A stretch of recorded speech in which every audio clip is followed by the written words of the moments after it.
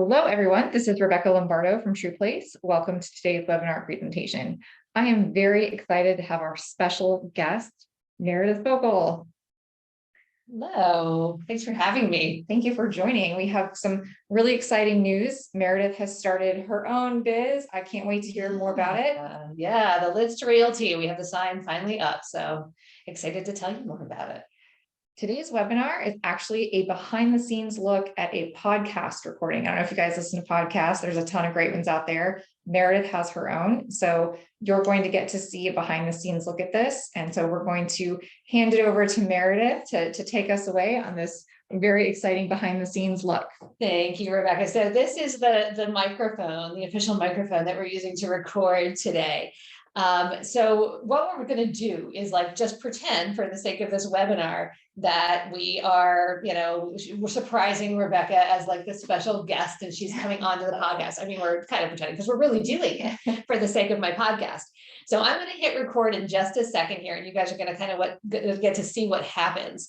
And I always warm the guest up first by letting them know that this is conversational. This is meant to be very authentic and genuine, which is why, although we have talking points, sometimes we veer off of them. So there might be a direction that our conversation takes us that is not here. So don't get thrown off if I go off script a little bit. Okay. I always send my guests talking points ahead of time just to kind of give them a sense of what we might want to talk about and chat about. But again, the conversation can go any number of ways.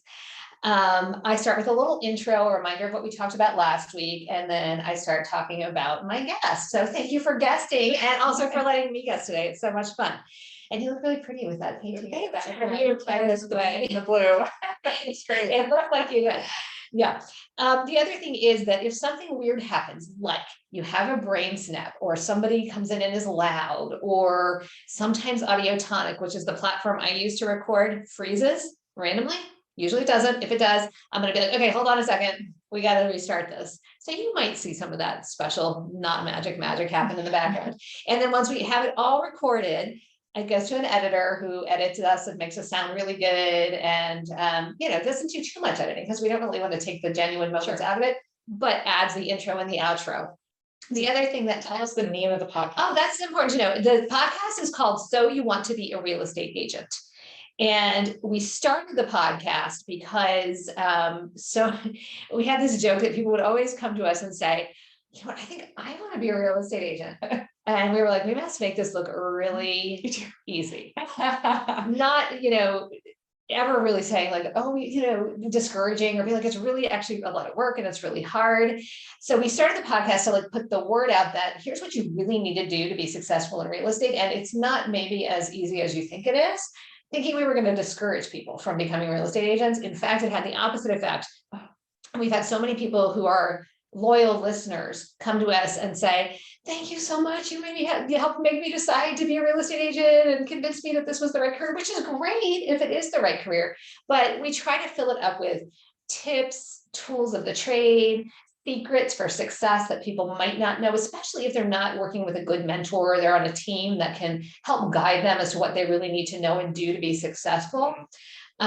So that's sort of the content. And we're on season 2 now, which is called Secrets of Success. The first whole season was how to kind of get your foot in the door as a realtor, things you needed to do to be successful, what to concentrate on, new technologies that might be helpful. And then season 2 is a little bit more advanced content. I'm having lots of guests on like you who bring more to the table. So for an example, a lot of agents wouldn't use this kind of, photography and virtual tour technology at the outset of their career. They either don't know what's available to them or they feel like they can't afford it, really can't afford not to do it, as we know. But this helps people see that there are these options out there. So, the other thing I always point out is if we get to I try to keep my podcast within about 30 minutes. So if I get to 30 minutes, I will probably say, oh my gosh, we're running out of time or something like that as our cue that we need to wrap up because we can always talk longer, I feel like. Always. All right, you ready to record? Ready. Okay, so what I'm going to do, I'm going to hit record. I'm going to do our intro. I'm going to intro you a minute and then ask you to tell us about TruPlace and about yourself. All right? Okay. Here we go. Welcome to So You Want to Be a Real Estate Agent. This is Season 2, episode 9. And we're calling this one Real Estate Hot Topics. That was actually my guest Rebecca's idea. Welcome. Thank you so much for listening, as always. So last week, special guest Shannon Marin, a very successful team leader, talked to us about the importance of getting and providing the right training. Whether you're just getting started, or you have a team, or you're just like a real estate agent new in the trenches and trying to gain traction. She shared a lot of really good tips. It was a great show. If you haven't listened yet, check it out. Today, Rebecca Lombardo with TruPlace is here to discuss real estate hot topics with us. Rebecca, thank you for being here. My pleasure. And for those of you listening, what you don't know, what you can't see, is I'm simultaneously guesting on her webinar, which is like a whole new format to be podcasting and webinar casting, webcasting at the same time. So we're packing it all in today. So Rebecca, first of all, I want you to tell us a little bit about TruPlace, but before you do, I want to talk about my experience with TruPlace a little bit. So I am a super loyal TruPlace only customer, and I believe, of course, I believe in what you guys do for a number of reasons. One, because our highest obligation is to serve our clients, right? And to do that, we have to market their properties properly. And if you've been on any website, either as a realtor or a consumer, you know that if you see a bad photo, you might click to the next photo. If the second photo is bad, you're clicking off of that property. That can make or break someone's decision to go see a house. So having the right representation, even before the internet took off in terms of marketing, was important. When we had brochures that we were printing, and I remember this is going to really date me, but when I started, we would actually like print out pieces of paper and glue photos to the flyers because that was the technology we had back then. So now we've got much better technology, TruPlace being a part of that. But what TruPlace enables us to do is beautifully represent our properties in the way that they deserve to be represented everywhere online. I always tell people when I go to listing presentations, one reason I use you guys is that your tours load quickly. They display beautifully, they're user-friendly. I always say they create a virtual tour that you can click on and see the rooms from different perspectives. And it is not that vertigo-inducing like fisheye view. I mean, there are those, I'm not going to mention the name, but those floor plans out there, I hate those. And I think they make me feel nauseated, so I'm not going to stay and watch them. Yours gives people a really nice idea. I am an ePro, which is a designation by the National Association of Realtors, which helps keep me informed of all of the trends in online marketing. And ePro says that the longer a buyer stays on your site online, the more likely they are to actually come through the house. And one of the things that makes people stay online is a usable, user-friendly virtual tour, which is one reason I use you guys. You also have really stayed up to date with the technology in terms of drone photography, aerial photography, video tours through the house, adjustments, the like blue sky thing, all the things that you do that enhance photography as well. And you make it really easy. That's the other thing that I like about you guys. I can, it's not an impersonal interaction at all. The photographer is calling me on the way. If she or he is running early or late, I know it. They're happy to go in and do their thing, whether I'm there or not. They know the script with me. They get the photos back fast. I mean, it's just a very nice, easy company to work with. So those are some of the things that I love about TruPlace. Not sure what to add at this point. Thank you so much. That was fantastic. One data point to support your comment about staying on the site. Yeah. So we did a study and found out that our tours keep people on there for 3 to 10 minutes on average. Wow. That doesn't Right? surprise me. Yeah. Yeah. That makes a huge, and that will get people through the house, that's what we have to do, right? Get them in for that actual experience. Absolutely. And I think your photos too also represent houses truthfully, like they're not, some houses you go in and some of these other companies, they either make a tiny room look giant or vice versa. And yours are a very realistic representation. So people aren't shocked when they're going into a house and seeing something that they didn't expect. That is actually part of our name, TruPlace. I never realized that. Yeah. Makes sense. The actual representations of the true thing you're going to purchase. It's not a vent, it's not a fish island, it is a true. Oh, so smart. Okay. I love that. All right. So I know your webinar viewers might know who you are, but my podcast listeners don't know about you. So tell us a little bit about you. Sure. So I'm the Chief Marketing Officer at TruPlace. I have a marketing and digital marketing background, also a background in real estate. in terms of helping people renovate their houses. So I'm very familiar with the space, love working with agents, so dynamic, so friendly. TruPlace puts everything together, like that old saying, if we don't look good, you don't look good, right? Yeah. So it is very important for TruPlace to make sure you look good, the house looks good. In fact, a little secret, when I was buying the house that I'm in now, I loved dark, not good photos. I love the bad photos because that told me that I was going to have fewer competitors. I was wondering if that was why. Oh yeah, I was like, oh honey, nobody else is going to go look at this house because the photos are bad, so we have a better chance of actually getting it. True story. That is really funny. Oh my gosh. But yeah, that does go through your mind when you see bad photos. And that's one of those things, like when we see expired listings, for example, one of the first things I say to people is like, I don't want to be rude, but your photos were really bad. That's probably partially why you didn't sell. Right. It might not be the whole story, but a lot of the story. How did you get involved in TruPlace?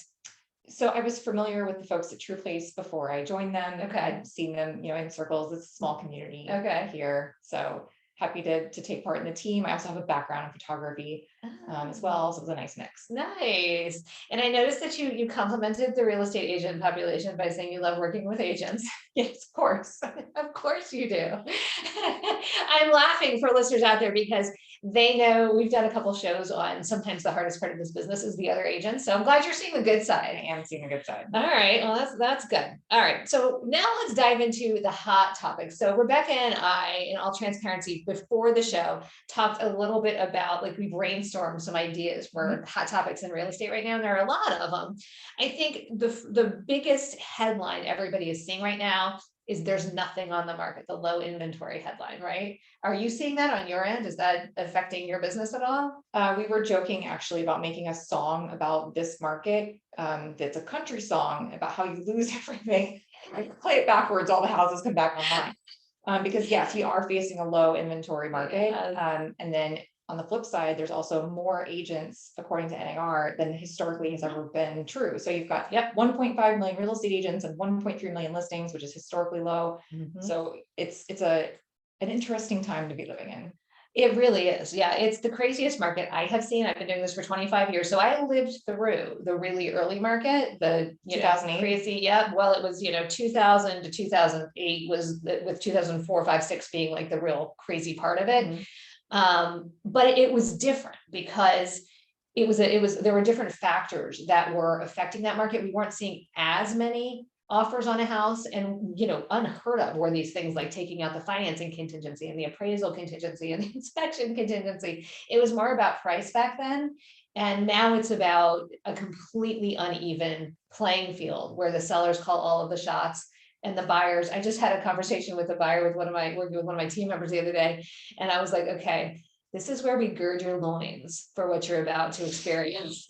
And I mean, I want to be truthful with buyers because they have to understand what they're jumping into, or they might not want to jump right now. But the reasons to jump are so compelling that even buyers who are a little bit hesitant are jumping. They want to get in before prices go up higher, and while the interest rates are still where they are, and they're smart to do so. So that being said, we are starting to see things loosen up a little bit. Are you? We are starting to see more properties come online. So we're starting to photograph, more properties. So good. Okay, good.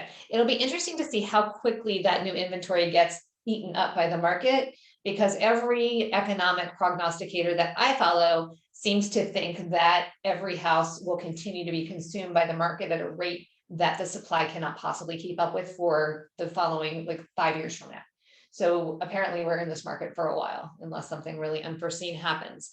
But one of the things I was just talking to Rebecca about the Tom Ferry ecosystem, which you guys who are listening know that I'm a part of, that we talk about a lot is, and Tom made this point, more houses sold last year that have ever sold in the history of real estate. So in one hand, we're saying, well, there's nothing to buy. On the other hand, we're saying, but more houses sold. Somebody listed those houses, right? Right. I mean, I listed a lot of my best year ever. I had more listings than I've ever had in real estate.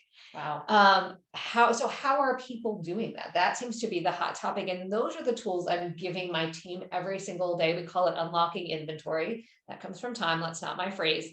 But we are out there turning over rocks for our buyers and trying to be matchmakers for our buyers on a daily basis, because that's what we do to service our clients. Mhm. And if we can find something that's not on the market yet, which we often do, and bring a buyer in to make a match, that buyer avoids the competition, which is important.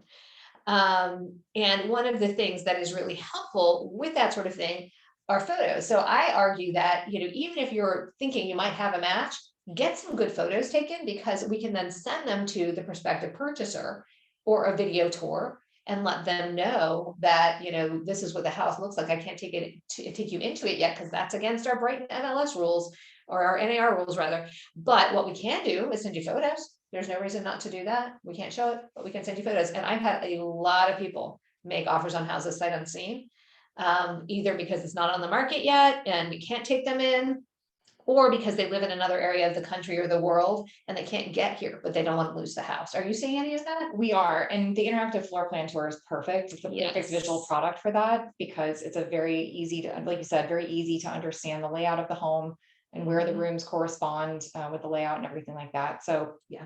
that being our top selling product, we are seeing an increase in that.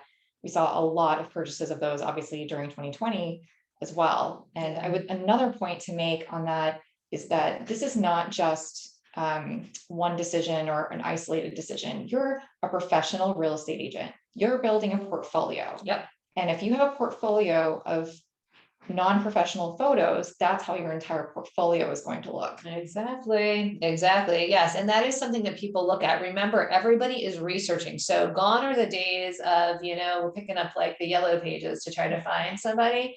They're going on, they're not just looking at your website, they're looking at your social media, they're looking back through Zillow and Realtor.com. Guess what? All your photos, all your tours are syndicated to those sites. So that's one thing they're doing before they're hiring you. And if they like what you're doing in terms of photography, most sellers are smart and understand how important that visual imagery is and the presentation of their home to the open market. They know that they've got to find somebody who's going to do the best job of that. Absolutely. Yeah. And then one of the other pieces of this whole low inventory is how to win if you're competing for a listing. And again, using the good photos, the video, the virtual tour. I have a question for you on the product. So if you've ever been on TruPlace's order portal, there are like tons of options. So you said your interactive virtual tour is your most popular. Yes. What's the second one, would you say? I would say the slideshow video Okay. we have. Okay. It's set to music. It's a short little video that can go on almost any social media platform. Okay. Oh, that's cool. All right. So the question I have for you is about the twilight photography. Okay. So I don't know why, it's not my thing. I don't love it. I mean, I think it's good for some houses that have really nice lighting, or I don't know, but is there like I guess I'm wondering if you had to give someone direction as to when to use that, what would you say? Like, well, what is that good for? That's a great question, because I think the default is front exterior, Yes. right? No, that's not always the best choice. Sometimes there's a pool. And if you light up that pool at night, oh my gosh, it looks so good. That's true. Yeah. Okay, that I could see. That would be a really good use for that. Yeah, that makes sense. And then, of course, the importance of local knowledge is another really big one, and being that matchmaker that knows all of the floor plans. And one of the nice things, and this is one of the beautiful things that TruPlace does, if you don't know this already, is they create a floor plan, if I can think of the word, of the house. And they go in the first like hour or so is spent with the photographer drawing the floor plan, which becomes interactive. But you can use that as a research tool, not only to show your buyers who are looking. I do this all the time, Rebecca. So when I have, because there's nothing on the market, so I will come in and on the TV in here in my other conference room, I will go, okay, I know there's nothing right now that checks the boxes that you told me you want to check, but I'm going to walk you through some of the houses that have sold recently to see what your impression is. Are you good at reading floor plans? Are you not? Well, if you're not, I'm going to hover over and kind of show you. I love it when your tours are on there, because they can look and say, oh, well, that's smaller than our living room now, or that's a lot bigger than our dining room now. And here's what it looks like from this angle. Here's what it looks like from that angle. So it gives us a tool by which we can almost tour a house with a buyer. And again, go that extra mile. We're not just like putting pieces of paper in front of them anymore. We're giving them an experience that allows us to be more efficient and to know what to jump on when the house that they want to see comes onto the market. That is so smart. It's almost like those HGTV shows where they walk them through another property. It's like way outside their budget. Yes. Well, I like this, but I'm like, okay, well, just so you know, it's outside your budget, but I have to get your reaction. Exactly. You're doing the exact same thing, but you're using the interactive floor plan to do it, which is much more time efficient. So that's a great idea. Yep, time efficient and the only possibility when there's nothing on the market. Anything else we should hit on the low inventory piece, do you think? That was one of our hot topics to talk about. Those are great questions. Okay. Competitive offers with no contingency. So we talked about that a minute ago, kind of, in the fact that that's what's one of the things that's making this market different than that early 2000s market, is including no inspections. So I know you had that on your list of things to kind of talk about. When I had that Gerger-Loyens conversation with that buyer the other day, I said, she said, well, I have to have an inspection. And I said, well, then you can't buy a house. And she was like, so you're telling me I can't have an inspection? And I said, well, let me back up. I'm not going to tell you can't buy a house. You're unlikely to have your offer accepted if you make your offer contingent on an inspection. And if you must inspect, you must pre-inspect. That's the only thing that we'll possibly be able to do if the seller even is allowing that. So it's a tough market. And it's, I always say to people, even if you go into an inspection right now and you see the condition of the house, home ownership has expenses. Conditions of houses change. Things change over time. You're going to have to do maintenance on the house. Things break, things stop working. So it's not like what you're seeing today is a forever snapshot of what your house is over the longevity of your ownership. Yeah, you can get some good information maybe, but would you not buy the house if you didn't know that the roof was going to have to be replaced in a year?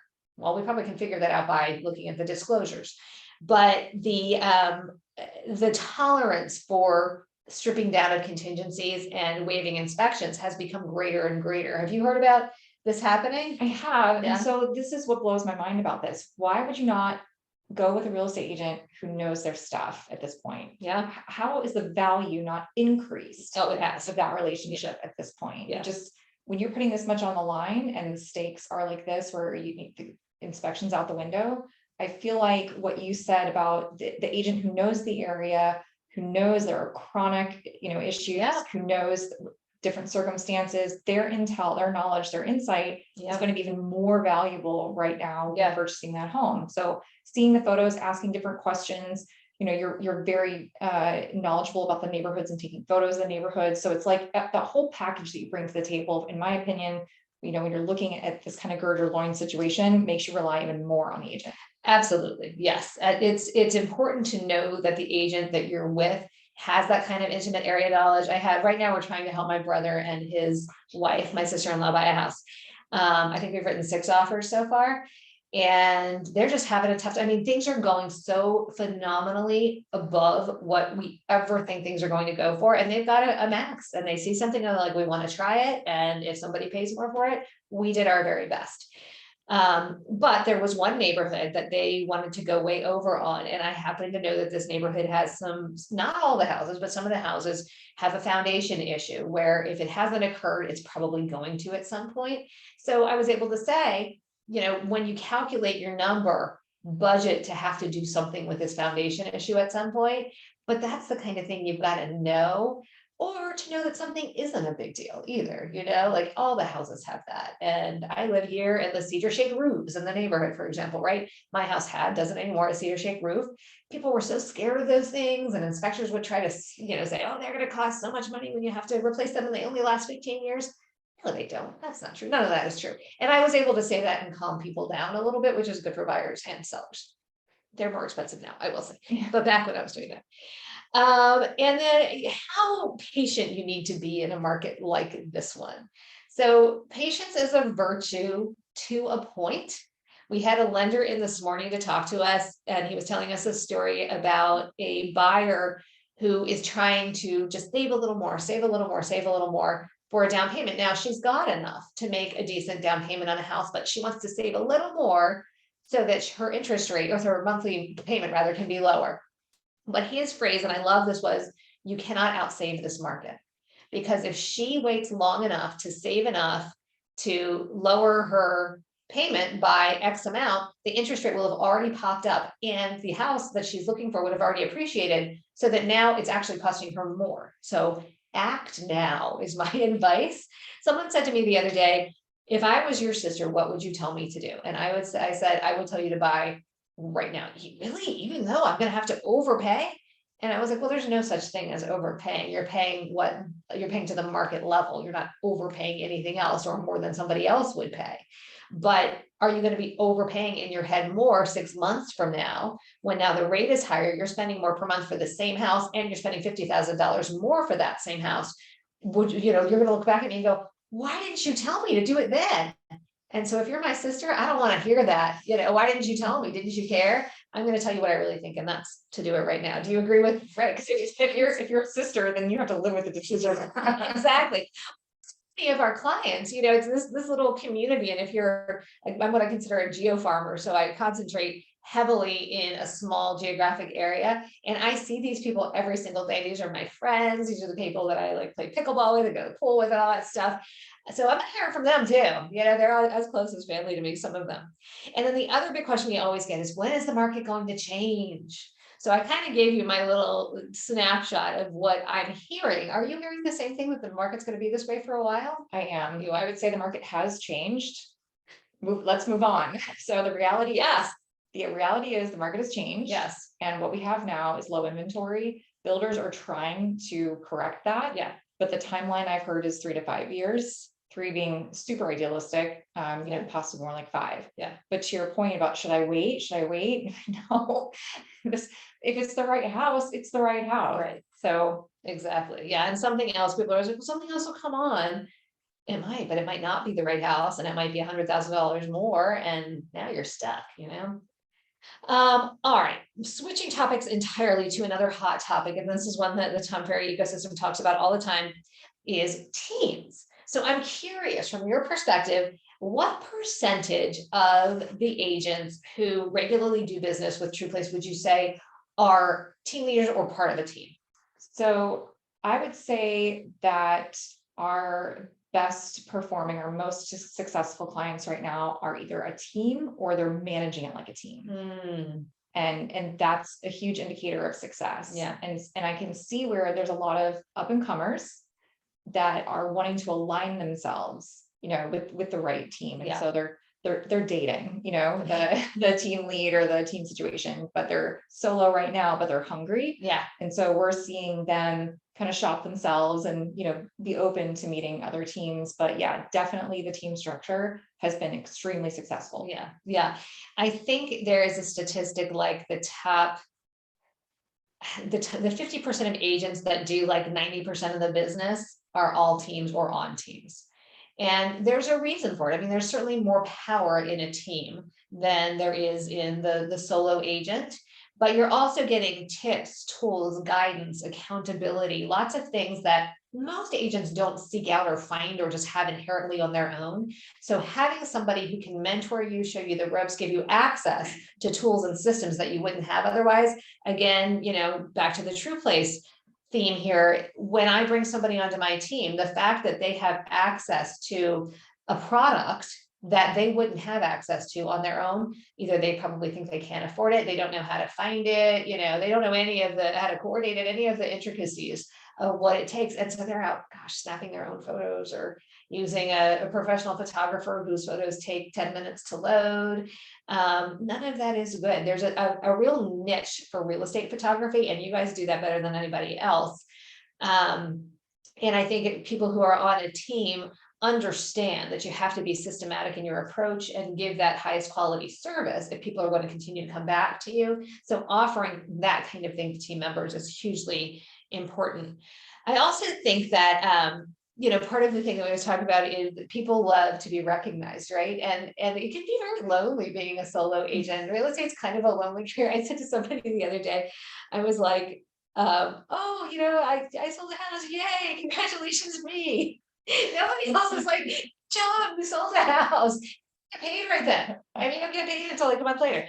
So it's not only a deferred reward profession, but it's kind of like nobody's there like cheerleading. You're your own best cheerleader. Social media is famous for that, right? Because people will like you on social media at least. So for a realtor who's coming into it, let's say you knew somebody and they're coming to you and they're saying, what do you think? Should I just do this on my own, or should I go find a team? What do you tell them? So I ask them what they want out of life, Okay. right? It has to align with your goals. Yeah. So if your goal is to do this part-time while you also have another hobby, or you kind of got 2 or 3 things on the side and you just want to check a box, what are your goals? Because that will depend on, what kind of team you align yourself with. You decide to fly solo. What are you going after? That will change the answer completely. Yes, that is a really good way to put it. That's asking what they are wanting to get out of it is absolutely the most important thing, and then see how it all aligns. All right, the other hot topic that everybody talks about every day on every podcast, every webinar, everything I read, every time I read blog is use of video. So, I totally thought you were going to say TikTok. well, TikTok is definitely part of that. And we'll talk about that for a second, but just video in general has been a thing for a long time. I would say Tom probably started talking about use of video maybe 2 or 3 years ago now, and talking about how important it was and trying to get people past the fear of being on video. And I love, he always says, if you're worried about how you look and how you sound, stop thinking about yourself. Like, I love that, right? You want to think about who's on the other side. Who are you talking to? Who are you benefiting when you're on video? Who are you connecting with? It's not about you. Nobody who's like judging you when you're on video. Well, most of the time. Some of the TikTokers I do judge, I have to say. But how important do you think use of video is in this current social media climate? So yeah, again, know your audience. If you're working with a lot of millennials, you better be speaking their language. And you better know your emojis, and you better know your social media platforms. Yeah. All right. So social media platforms. Let's talk about TikTok for a second. So we got to talk about TikTok. I really thought, okay, so here's my entree into TikTok. One of my agents on my team, and I've interviewed her for the podcast a couple of times, Erica Day, is kind of TikTok famous. So she has, not for real estate at all, for a whole other thing that she does. She does like 80s music trivia and dating as a single mom. And has grown this huge TikTok following and started to kind of connect real estate in with her TikTok audience, and it's worked out very well for her.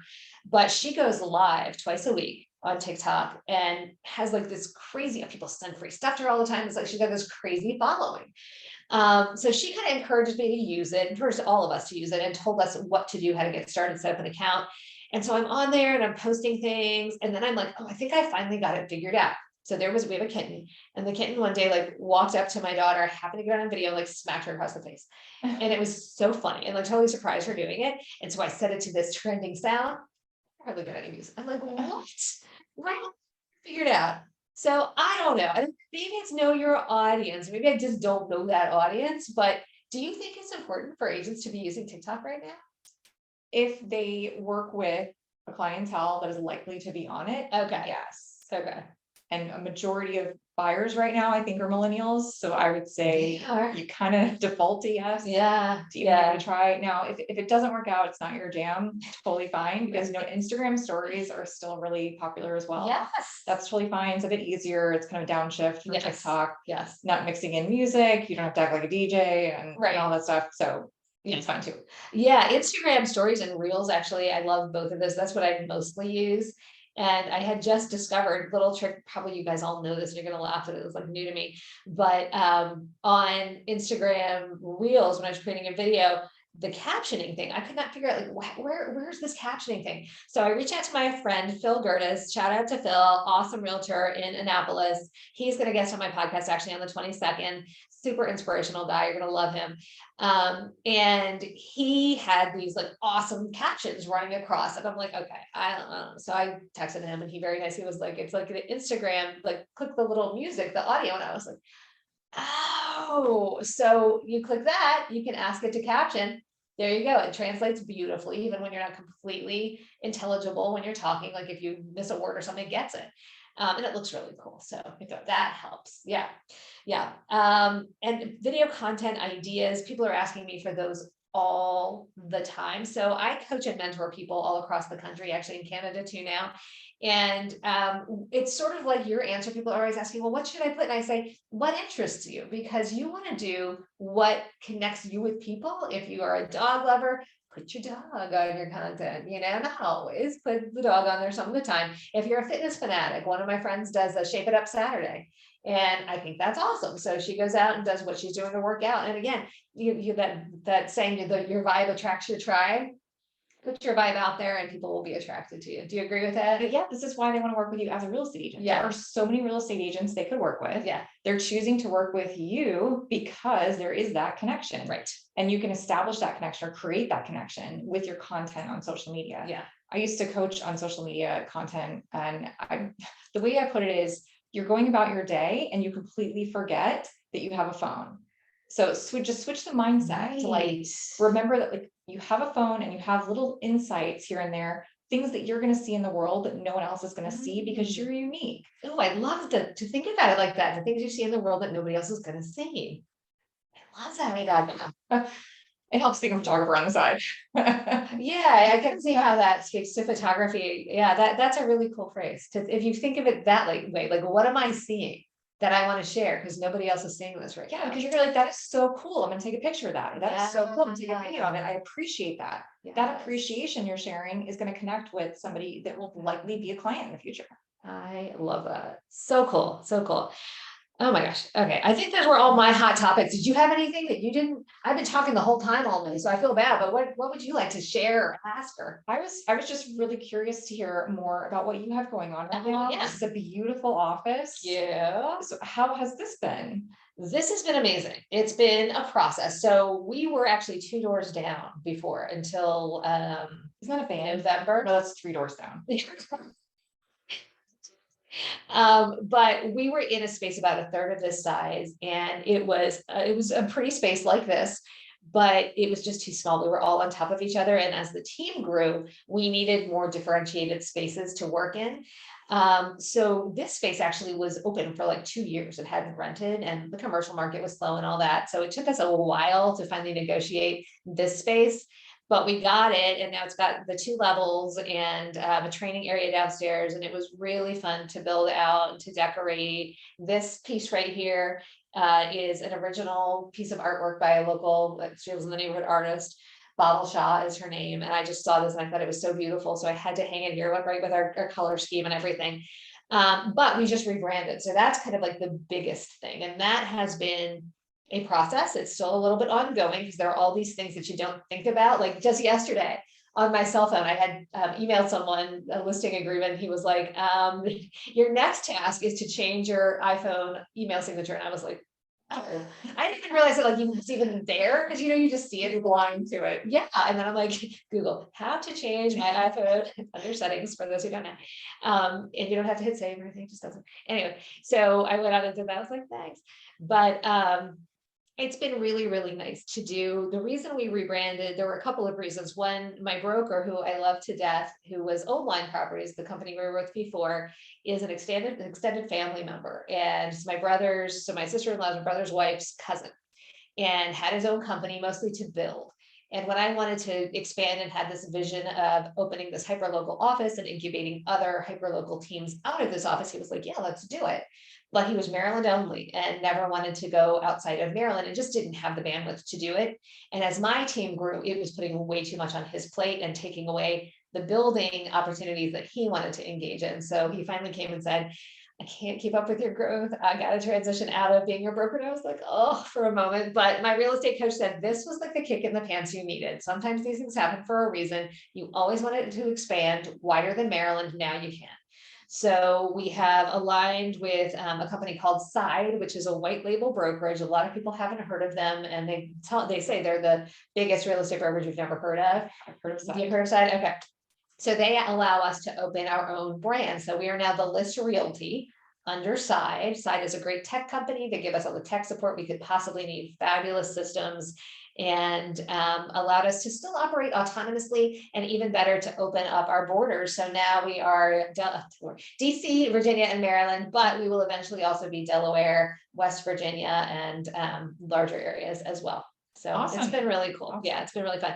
Where is TruPlace? Where you guys are operating in what areas? I mean, I know you're here, but DMV area for those watching, but what other states are you in? So we have quite a bit of coverage. Tell me. Yeah. So we're in Manassas, and because we have a vacation rental side, Yes. we've even shot some properties in West Virginia. Okay. So we can go almost anywhere. We have a lot of coverage in Annapolis, Yeah. Baltimore, yeah, Virginia, DC, Maryland. Nice. A lot of coverage. Nice. Yeah. Okay. Yeah. If you haven't tried TruPlace, give them a try. I mean, just one and you'll see the difference. It is really just a game changer, I think, for marketing our properties. Well, thank you very much for saying that. And you must know what you're doing. You have more than double the views on your virtual tours than almost any other client. So congratulations. Oh, yeah. Wow. That's awesome to know. Thank you for telling me. And I know this because TruPlace comes with analytics. Yeah. So I can see all the analytics on the tour. That's cool. You can show your clients the analytics and show them how hard you're working. So the analytics are great. Well, one thing with that, and I wonder if this is it, and then we went over on time, but anyway, we've been just chatting so much. But is that I think one of the first times I shared the link to the virtual tour, I think it was on Facebook. It must have been Facebook. The views went up like massively. And my husband was like, you got to keep doing that. Did you see how much it went up? So maybe that's where that feed is coming from. But I put it all over social media and people do love looking at the tour. So yeah, good job with the success. Thank you. Oh my goodness. Thank you so much for this. Are you good webinar wise? We're good. Everything? Yeah. Okay. Awesome. Thank you guys. Thank you. I'm going to say thank you to my audience for listening. Please remember to visit our show notes page. That's on my website, meredithfogle.com. And you can also find more information about our team there. If you're interested in geofarming, pick up your copy of Farming for Real Estate Agents anywhere you buy books or on Audible, and check out our Geo Farmers Mastermind Facebook group. Please also remember to follow us, Rebecca too, on social media, Instagram and Facebook, and on TikTok if you want to. And check out our YouTube channel for script demos and more resources to help you succeed. Thank you so much for listening. This has been So You Want to Be a Real Estate Agent. Rebecca, thank you for guesting. Pleasure. Appreciate it. We will see you next time. Thanks to you guys. This recording will be sent to you soon. Bye.